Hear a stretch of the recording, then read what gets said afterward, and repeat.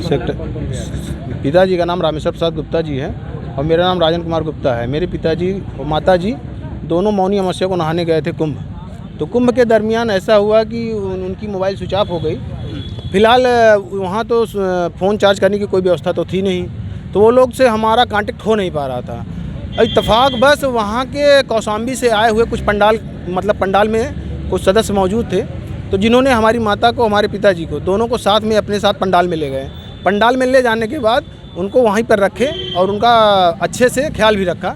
तो भीड़ ज़्यादा होने के कारण माताजी पिताजी दोनों आपस में आगे पीछे हो जाते हैं, जिससे फिर वो लोग जाते हैं कौशाम्बी वाले, उनको फिर लेकर के पंडाल में आते हैं। तो पंडाल में आने के बाद होता क्या है कि बस ज़्यादा कुछ तो नहीं, फ़िलहाल पिताजी की थोड़ा तबीयत ख़राब होती है।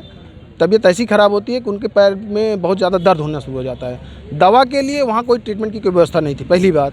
दूसरी बात ये थी कि जिस पंडाल में ठहरे हुए थे उस पंडाल के जो प्रबंधक थे, माननीय पंडित जी का नाम तो याद नहीं आ रहा है, जो भी थे वो तो मान लीजिए हम अच्छा भी कह सकते हैं, ख़राब भी कह सकते हैं। अच्छा इसलिए जब मैं उनसे मिलने गया तो वो तो बताए, बट हमको वहाँ तक ले नहीं गए। हमको बताए कि आप वहाँ चले जाइए। अब वहाँ मतलब मैं कहाँ जाऊँ, इतनी भारी कुंभ में मेला है, मैं उतने दूर कहाँ जाऊँ। तब मैंने किसी से और मदद मांगी, तो संयोगवश हमारे यहीं के एक मित्र थे इंद्रभूषण मिश्रा जी, जो वहाँ पे इस समय होमगार्ड के रूप में कार्यरत हैं। सूचना आपको कैसे मिली कि ये कौशाम्बी के जो मेंबर आए हुए थे उनके द्वारा हमको सूचना मिली। तब आप यहाँ से गए? तब मैं यहाँ से गया, उनको पूरा एड्रेस एक्यूरेट हमको एड्रेस वहाँ से पता चला, तो मैं यहाँ से गया। फिर वहाँ से मैं माताजी को पिताजी को लिवा के, तो पिताजी की हमारी इतनी भीड़ थी, कैसे आप वहाँ पहुँचे?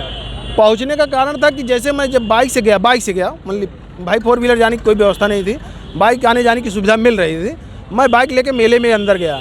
मेले में जब मैं गया, मैं सेक्टर 7 पूछ रहा हूँ, तो भाई बाहर से आए हुए कुछ सिपाही लोग जो थे उनको पूरा डिटेल पता नहीं था। वो बताए कभी इधर जाओ कभी उधर जाओ।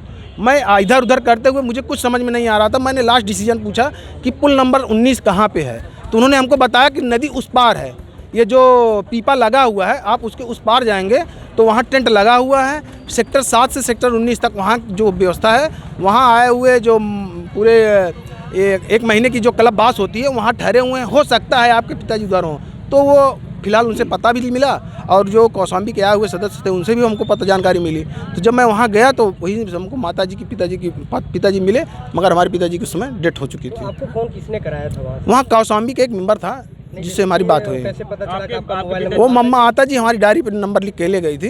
तो वहाँ हमारी मामा की लड़की जिसका नाम वंदना गुप्ता है, झूसी में रहते हैं, और छोटे लाल गुप्ता जो कि एज ए लेखपाल हैं चंदौली डिस्ट्रिक्ट में, तो वहाँ झूसी में उनका मकान है। तो माताजी नज़दीक के कारण उनके पास फ़ोन की, तो वो जा कर के उनसे मिली, तो उनसे फिर हमको ये सूचना मिली। तो जब आप वहाँ पहुँचे, वहाँ का नज़ारा किस तरीके का था? वहाँ पहुँचने नज़ारा तो फिलहाल बहुत ज़्यादा, इतनी व्यस्तता थी, कितनी भगदड़ थी कि हम बता नहीं सकते। पहुँचने के बाद लगता है पूरे श्रद्धालु चारों तरफ से उधर ही आ ही रहे हैं, जाने का जैसे कोई नाम ही नहीं मिल रहा था। फिलहाल मैं कैसे वहाँ से निकला भाई, कुछ वहाँ के एक पुलिस जी थे, मतलब SI साहब थे, और कुछ जो हमारी ये मित्र इंद्रभूषण जी थे जो वो थे, उन्हीं के बदौलत हम वापस। जिस प्रकार से सोशल मीडिया काफ़ी तेज़ी से वायरल हो रहा था, सरकार बार बार दावे कर रही थी व्यवस्थाएं हैं, ट्रीटमेंट की व्यवस्थाएं हैं, और आपके पिताजी ट्रीटमेंट न होने की वजह से कहीं ना कहीं आपके पिताजी की मौत हुई। ये जी ये तो मान्य रखता है, बट सरकार के लिए फिर क्या कुछ कहेंगे आप? सरकार के लिए तो हम विशेष कुछ नहीं कह पाएंगे। मुख्यमंत्री जी ने लगातार लोगों से ये छुपाया कि जो है वहाँ घटना हुई है, लगातार लोग उनसे पूछते रहे।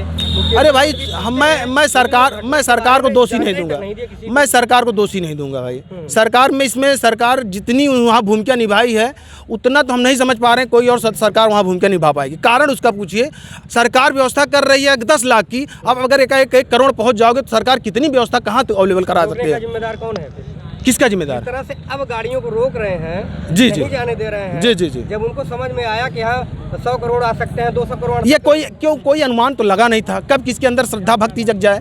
ये कोई श्रद्धा भक्ति कब किसके अंदर जग जाए, ये वही सरकार नहीं, हम आप कोई नहीं लगा सकता। पिताजी की उम्र लगभग 75 थी। आपके कितने भाई बहन हैं? हम 5 भाई बहन हैं, 2 भाई 3 बहन हैं।